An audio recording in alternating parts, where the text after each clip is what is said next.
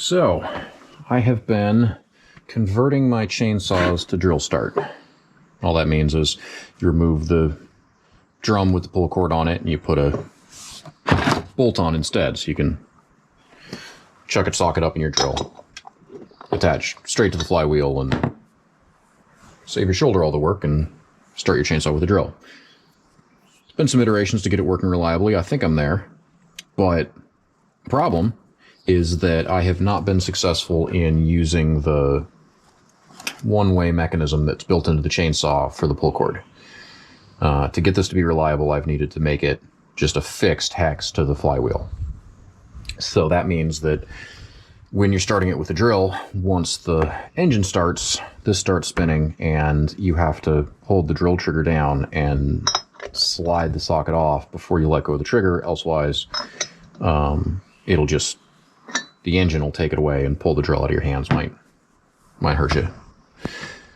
To solve that, I bought this. I've taken it apart, but this is a starter drive. This is an automotive part. I don't even know what from. Cheapest one I could find that was all metal on eBay.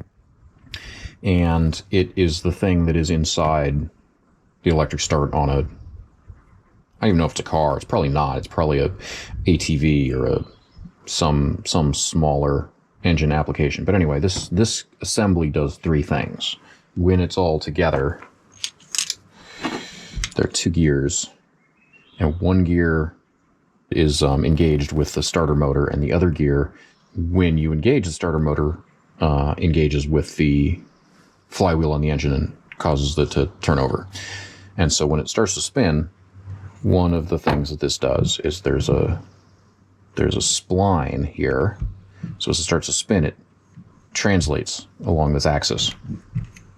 So the whole thing gets longer, and that makes this engage with the other gear here. A second function of this assembly is a centrifugal clutch. So these three weights are on this spider assembly, and there's a weak spring wrapped around them. And when it starts to spin, centrifugal force causes them to throw out, and they engage on the inside of this drum. And so that means that this only transmits torque between the two gears when it's spinning quickly. The last function that it has is built into this. There's a one-way bearing. So it's hard to see because there's no witness on this. But if I grab this collar, I can spin the gear this way, but not the other way. So internal to this assembly, there is probably a sprag bearing, a bearing with eccentric rollers that spins freely one way and not the other way.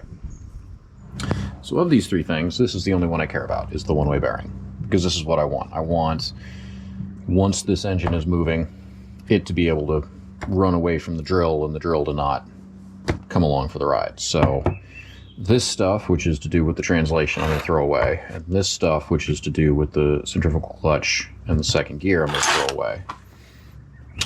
And I don't need the helix, but this is a good something to grab onto with the drill. So I'm going to take this and cut it off there, run it in there and weld it. And then I'm going to take this socket and either bore it out or make a spacer, depending on what's easier, and weld it there. And then this whole thing should do the job that I want. It should spin. It should transmit torque counterclockwise when it's trying to start, but then freewheel clockwise after it started. So that's the plan. Shouldn't be too hard. Let's get to work.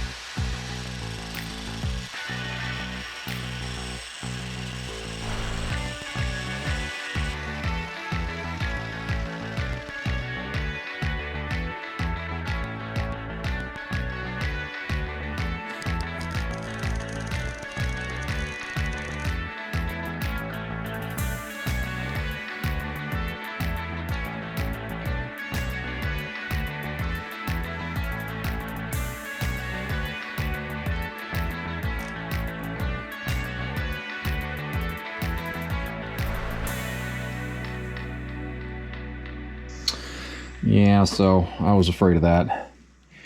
This one-way bearing is swaged, which means that this collar is bent around here. You can't take it apart without unbending it, probably destroying it.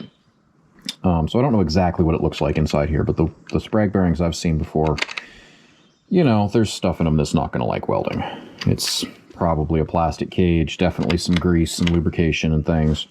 So I tried to do small welds on low voltage and doused it so it didn't stay hot for long. But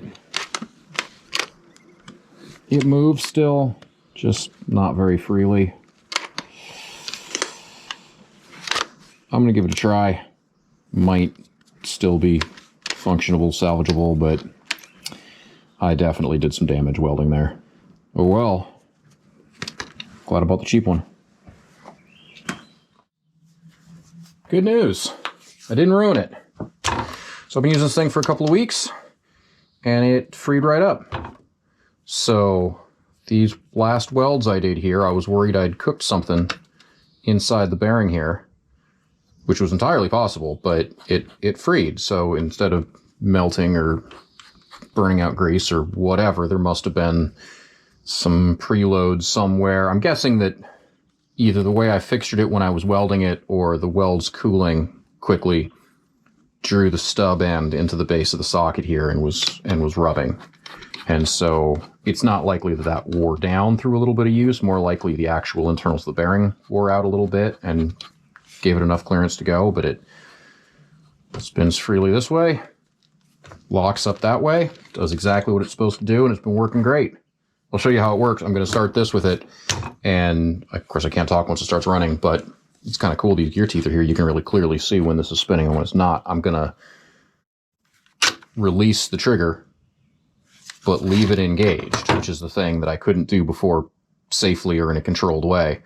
And you'll see that the chainsaw runs and this spins with it. This goes running away with the chainsaw, and the drill doesn't get pulled out of my hands. It just sits there because it can freewheel that way, and then I can disengage off the hex without having to hold on to the trigger. Let me show you it work.